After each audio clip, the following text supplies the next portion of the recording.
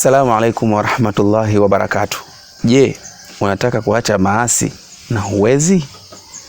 Mkange Media inakuletea jibu lake biidhnillah subhanahu wa ta'ala. Karibu. Usisahau kusubscribe, kucomment, kulike pamoja na kushare ili wengine nao wapate faida hizi zifuatazo.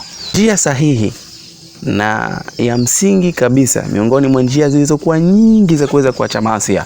Leo tutakutajia njia mbili ambazo hizo zitakusaidia katika kuacha maasi yako. Njia ya kwanza ni njia ya kukumbuka kifo. Unapotaka kuacha maasi na unaikuta huwezi kuacha maasi hayo, basi kumbuka kifo tu.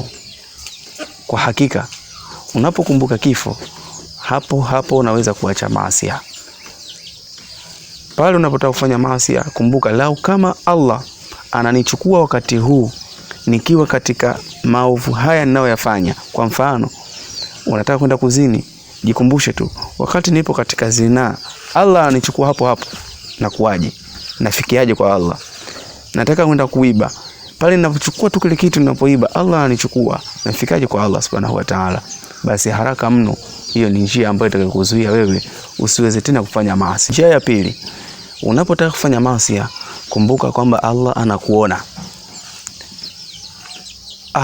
Unajiuliza tu kwamba au pale unapotaka kufanya maasi unavuta picha kwamba sasa hapa mimi nafanya makosa haya, kweli hakuna yoyote anayeniona, lakini Allah ananiona, ambaye yeye ndio amekataza haya. Basi hiyo itakuwa njia sahihi ya kuweza kuacha maasi hayo.